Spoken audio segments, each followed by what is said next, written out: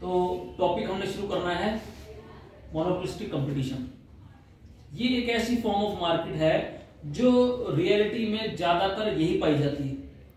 जो perfect competition का case था उसके फीचर्स कंप्लीट कर पाने एक चैलेंज बन जाता है। और दूसरी तरफ जो मोनोपोली है वो भी एक एक्सट्रीम है।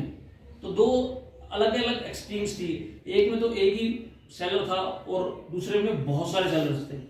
एक में तो फुल कंट्रोल था प्राइस के ऊपर, एक में बिल्कुल भी नहीं था भरम का कंट्रोल प्राइस के ऊपर। ठीक है, तो दोनों एक दूसरे की ऑपोजिट थी, एक तरह से एक्सट्रीम्स पे थे। लेकिन ये बीच का रास्ता है मोनोपोलिस्टिक कंपटीशन। देखो क्या लिखा है इसमें, मोनोपोलिस्टिक कंपटीशन। मोनोपोली भी अपना इफेक्ट डाल रही है, वो वर्ड भी है यहाँ, और परफेक्ट कंपटीशन का कंपटीशन भी है।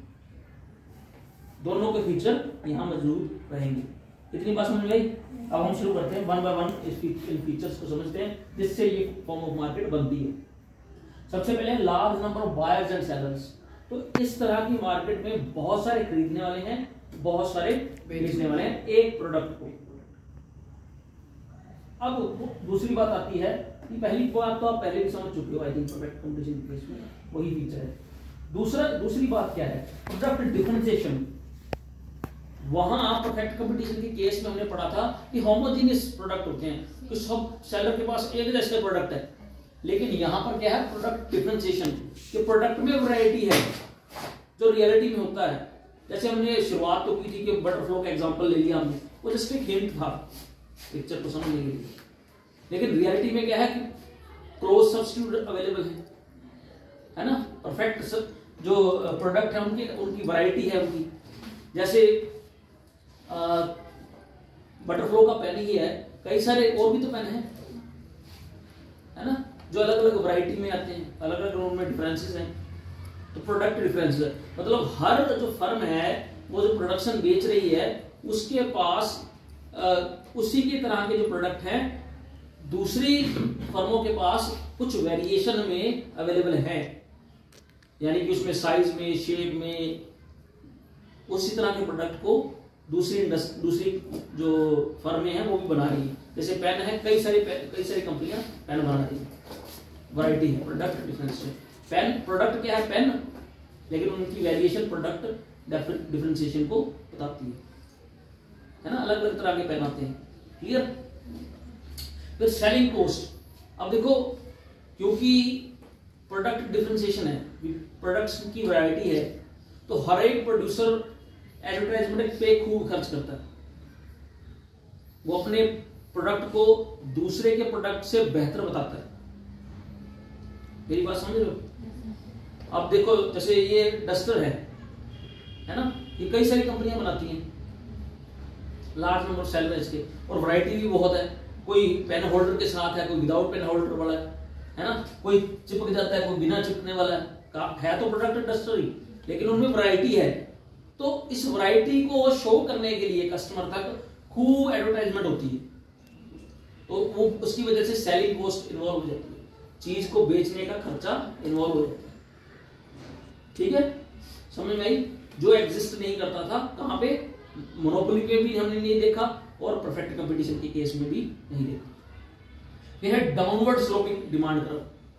डिमांड कर्व इसका डाउनवर्ड स्लोपिंग बनेगा, मतलब जैसा हमने मोनोपोली में देखा था, पर लेकिन इसमें डिफरेंस ये रहेगा कि अगर मोनोपोली का ये डिमांड कर्व है तो मोनोपोलिस्टिक कंपटीशन का ये बनेगा, ये मोनोपोली के लिए और ये मोनोपोलिस्टिक कंपटीशन के लिए। कारण क्या है, कारण ये है कि मोनोपोली सिंगल सेलर है, थोड़ा प्राइस घटाता है, ज्यादा लोग अट्रैक्ट नहीं हो पाते क्योंकि एक उसको बेचने वाला कोई क्लोज सब्स्टिट्यूट नहीं है। अब इस केस में क्या होता है, जब परफेक्ट ये जो आपका मोनोपोलिस्टिक कंपटीशन है, मान लो प्राइस ये था और प्राइस घटकर ये कर दिया जाए, पहले क्वांटिटी थी इतनी इन केस ऑफ मोनोपोली और वो बढ़कर हो गई, ठीक है, M से M1, D से D1 भी लिखा जा सकता है, लेकिन मैंने M यूज किया क्योंकि मोनोपोली के लिए M यूज कर लिया। मोनोपोली की डिमांड सिर्फ इतनी सी बढ़ेगी, लेकिन अगर इसी प्राइस पर हम कंपेयर करें, पुराने प्राइस से इसको कंपेयर करें तो ये देखो, ये पुराना प्राइस, ये मोनोपोलिस्टिक कंपटीशन की इतनी क्वांटिटी बिकती थी, लेकिन उतना ही प्राइस हुआ है कम, इसकी क्वांटिटी ज्यादा। कारण क्या है? कारण ये है कि जैसे प्राइस कम हुआ तो जो इसके क्रॉस सब्स्टिट्यूट अवेलेबल हैं, कि जो प्रोडक्ट डिफरेंशिएशन है अवेलेबल, लोग दूसरे प्रोडक्ट्स को छोड़कर इस तरफ आएंगे। ठीक है, तो इसमें तो कोई और दूसरा प्रोडक्ट ही है नहीं छोड़ने वाला, तो वो सब्स्टिट्यूशन इफेक्ट भी इसमें आ जाएगा। ठीक है, दूसरे प्रोडक्ट के बायर भी आ जाएंगे। यहाँ तो प्रोडक्ट एक ही था, वैरायटी तो थी नहीं, एक ही सेलर था, तो उसी की डिमांड बढ़ सकती थी। लेकिन अब दूसरे प्रोडक्ट्स का भी, जिसमें अलग वैरायटी थी, उसके अलग बायर थे, वो बायर भी इधर शिफ्ट होंगे, उसी तरह के प्रोडक्ट। समझ में आ रही बात? क्या नहीं समझ में आई बात? तो इस वजह से इसकी डिमांड में ज्यादा चेंज आ जाता है और ये ज्यादा इलास्टिक हो जाता है। तो मोर elastic demand curve downward sloping होता है। उसके बाद है non price competition. Perfect competition की तरह, जैसे उसमें प्राइस चेंज नहीं करता था सेलर, इसमें भी प्राइस चेंज करने की कोशिश नहीं करते हो। जैसे आप देखो 10 रुपए के पेन में कितनी वैरायटीज हैं, वो कंपटीशन किस चीज का करते हैं? क्वालिटी का, क्वालिटी है ना, या ऑफर्स का।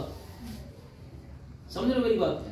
ऑफर्स का कंपटीशन करते हैं यहाँ, तो इसलिए इसको कहा जाता है नॉन प्राइस कंपटीशन। कि प्राइस का कंपटीशन नहीं करना हमें, अपने ऑफर्स बढ़ा देने की 10% एक्स्ट्रा जी, है ना, या फिर इसकी आफ्टर सेल सर्विसेज ज्यादा अच्छी है जी।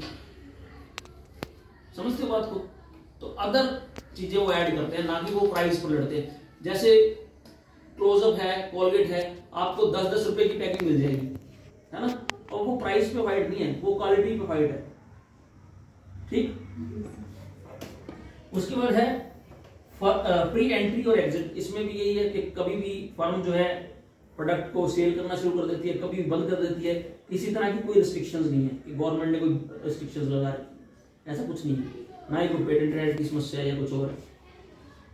ठीक है, उसके बाद lack of perfect mobility. Lack of perfect mobility का मतलब है, जैसे हमने उसमें देखा था कि परफेक्ट मोबिल है कि जहां जरूरत पड़ेगी वहां पहुंच जाएगा लेबर, पर रियल टर्म में ऐसा होता नहीं, बैरियर्स आ जाते हैं, है ना, चाहे सोशल है, इमोशनल है। वो कहता नहीं यार, अपने घर से इतनी दूर नहीं जाना हमें, चाहे हमें वहां जॉब मिल रही है, नहीं जा सकते यार। ऐसे बैरियर्स रियल लाइफ में आ जाते हैं, तो लैक ऑफ परफेक्ट मोबिलिटी बन जाती है, पूरी तरह से मूवेबल नहीं हो पाते फैक्टर्स ऑफ प्रोडक्शन। क्लियर? फिर लैक ऑफ परफेक्ट नॉलेज। अब आप देखो इतने सारे प्रोडक्ट्स हैं जो एक जैसे हैं, पेन की बात कर रहे हैं हम, नोटबुक्स की बात कर रहे हैं हम, क्या हमारे पास उनकी सारी जानकारी है कि उसकी क्या क्वालिटी है, क्या साइज है, क्या शेप है? इतने सारे पेन की वैरायटी है, क्या आपके पास सारी नॉलेज है? नहीं, थोड़ी बहुत नॉलेज है कि यार ब्लू कलर का पेन है, 10 रुपए का है, ये भी ब्लू कलर का है, ये भी 10 रुपए का है। तो इम्परफेक्ट नॉलेज है, बायर के पास भी, सेलर के पास भी। आई बात समझ में? तो ये सारी बातें मिलकर मोनोपोलिस्टिक कंपटीशन बनाती है। कोई बताओ किसी पॉइंट में कोई कंफ्यूजन है तो हम डिस्कस करें दोबारा। ओके है? Yes sir. डन करें? Yes sir. Okay done.